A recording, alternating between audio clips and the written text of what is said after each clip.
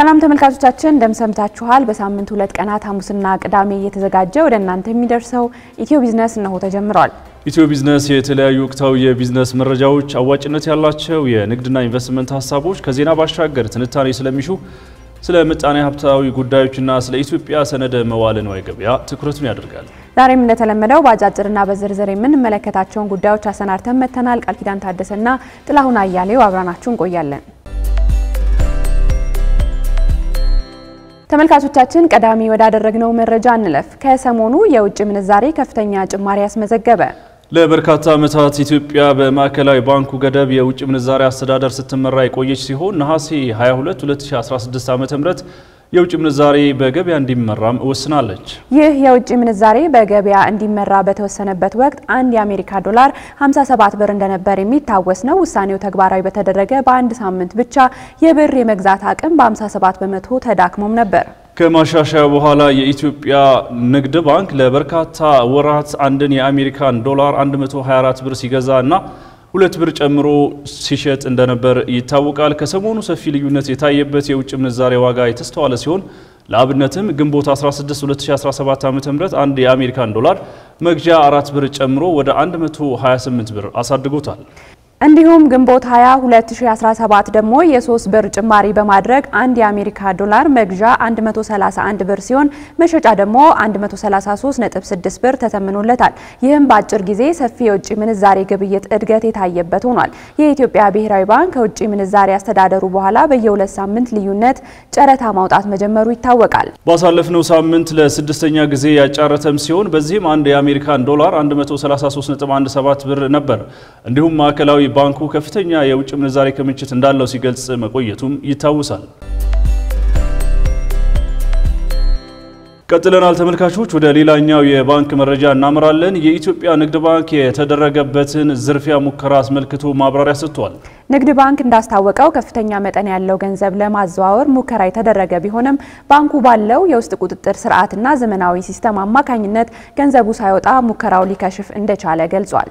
ባንኩ ባወጣው መግለጫ ድርጊቱ የተፈጸመው ህገወጥ ጥቅም ለማግኘት ባሰቡ ግለሰቦች እንደሆነና የባንኩን ሲስተም ሰብሮ የተፈጸመ ጥቃት አለመሆኑን ገልጿል። የሙከራው ድርጊት ከሸፈ በኋላ ባንኩ ጉዳዩን ለህግ አስከባሪ አካላት በማሳወቅ ተጠርጣሪዎችን በቁጥጥር ስር እንዲውሉ አድርጓል። በአሁኑ ወቅትም የምርመራ ስራው ተጠናክሮ ቀጥሏልም ነው ያለው። ባንኩ እንደማንኛውም ትልቅ የፋይናንስ ተቋም ህገወጥ ድርጊት ለመፈጸም በሚሞክሩ አካላት ኢላማ ሊሆን ይችላል።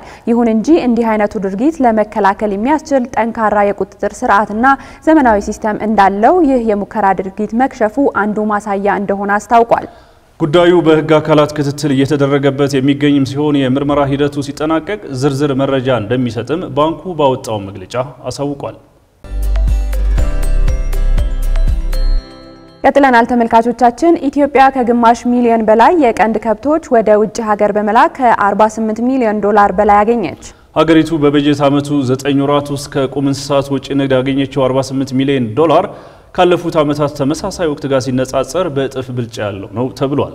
ጅቡቲ፣ ሶማሌ፣ ኦማን፣ ሳውዲና ሌሎች የአረብ ሀገራት የኢትዮጵያ የቁም እንስሳት መዳረሻ ሀገራት መሆናቸው ታውቋል። ከማክሮ ኢኮኖሚ ማሻሻያ በኋላ ኢትዮጵያ ከቁም እንስሳትና ስጋ የምታገኘው የወጪ ንግድ ገቢ ከፍተኛ መሻሻል ስለማሳየቱ የዘገበው የኢትዮጵያ ፕሬስ ድርጅት ነው። ወደ ሌላኛው መረጃችን እንለፍ። ኦሮሚያ ባንክ ሚልኪ የተሰኘ ዲጂታል የብድር አገልግሎት መስጠት የሚያስችል መተግበሪያ አስተዋወቀ። ሚልኪ ዲጂታል የብድር አገልግሎት ከሚሰጣቸው ዘርፈ ብዙ አገልግሎቶች መካከል በወርሃዊ ደሞዝ ለሚተዳደሩ የደሞዝ መዳረሻ ብድርን ጨምሮ የብድር አቅርቦት አስፈልጓቸው በዋስትና ማስያዣ ምክንያት አገልግሎቱን ላጡ የተለያዩ የህብረተሰብ ክፍሎች ያለምንም ዋስትና ብድር የሚያገኙበት ሁኔታ አመቻችቷል። ሚልኪ የዲጂታል የብድር አገልግሎት በሙከራ ደረጃ ተግባራዊ የተደረገ ሲሆን በአንድ ወር ውስጥ ከ7000 በላይ ደንበኞች የብድር አገልግሎት አግኝተዋል። ባንኩ በ17 ዓመት ካበደራቸው ዜጎች በ3 በመቶ ብልጫ ማሳየቱም ተገልጿል። ተመልካቾች ቀጥለናል። ወደ ሌላኛው ባጫጭር ወደምናደርሳችሁ መረጃችን እናመራለን። ለቡና ላኪነት የብቃት ማረጋገጫ ለማግኘት ያስፈልግ የነበረው የገንዘብ መጠን በ10 እጥፍ ሊያድግ ነው ተባለ። ለቡና ላኪነት የአክሲዮን ማህበር ወይም ኃላፊነቱ የተወሰነ የግል ማህበር የብቃት ማረጋገጫ ለማግኘት ያስፈልግ የነበረው 1.5 ሚሊዮን ብር ወደ 15 ሚሊዮን ብር ከፍ እንዲል የሚያደርግ የመመሪያ ማሻሻያ ቀርቧል። የቡና ላኪነት የብቃት ማረጋገጫ የምስክር ወረቀት የሚሰጠው የግል አመልካች ከሆነ ለስራው የሚያስፈልግ መነሻ ካፒታል 1 ሚሊዮን ብር የአንድ ዓመት የፋይናንስ እንቅስቃሴ የሚያሳይ ከሚመለከተው ባንክ የተረጋገጠ የሰነድ ማስረጃ ማቅረብ በ2012 ዓ.ም በወጣው መመሪያ ተደንግጎ የነበረ ሲሆን በተሻሻለው መመሪያ ወደ 10 ሚሊዮን ብር አድጓል።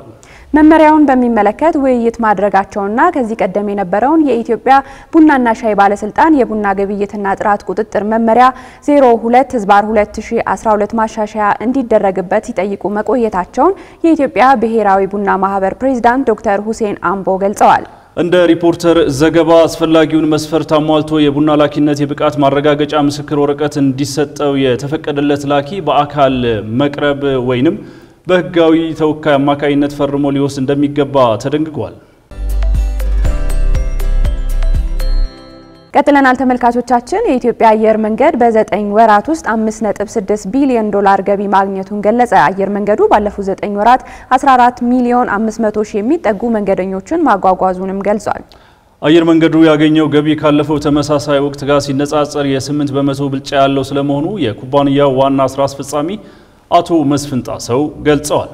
አየር መንገዱ ራዕይ 2035 የሚል የረጅም ጊዜ እቅድ ወጥኖ በመንቀሳቀስ ላይ እንደሚገኝና ከዚህ እቅድ ውስጥ በየዓመቱ ሊፈጽማቸው የሚገቡ ስራዎችን እየመጠነ በመተግበር ላይ እንደሚገኝም አስረድተዋል። በተጨማሪም ባለፉት 9 ወራት ውስጥ አየር መንገዱ 4 አዳዲስ ዓለም አቀፍ የበረራ መዳረሻዎችን መክፈቱንና 10 ተጨማሪ አውሮፕላኖችን ከአምራች በመረከብ ወደ ስራ ስለመግባቱም አመላክተዋል።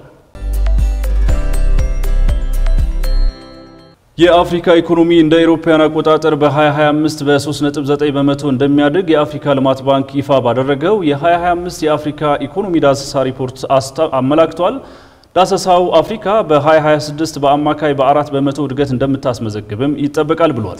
በ2025 የምስራቅ አፍሪካ አማካይ የኢኮኖሚ እድገት 6 በመቶ እንደሚሆን ያስታወቀው ባንኩ ከምስራቅ አፍሪካ ቀጥሎ የምዕራብ አፍሪካ፣ የሰሜን አፍሪካ፣ ማዕከላዊ አፍሪካና የደቡባዊ አፍሪካ ቀጠና ተከታታይነት ያላቸው ደረጃ መያዛቸውንም ጠቅሷል። አሜሪካ በአፍሪካ ሀገራት ሸቀጦች ላይ የቀረጥ ጭማሪ ብታደርግም 21 የአፍሪካ ሀገራት በአማካይ 5 በመቶ እድገት እንደሚያስመዘግቡ ይፋ ማድረጉም ገልጿል። 5 የአፍሪካ ሀገራት አማካይ የምጣኔ ሀብት እድገት ከ5 በመቶ በላይ፣ 4 ሀገራት ደግሞ የ7 በመቶ የኢኮኖሚ እድገት እንደሚያስመዘግቡም ተንብየዋል። በ2025 በዓለም ምጣኔ ሀብታቸው በፍጥነት እያደገ ካሉ 20 ሀገራት መካከል 13ቱ የአፍሪካ ሀገራት ስለመሆናቸውም ተመላክቷል።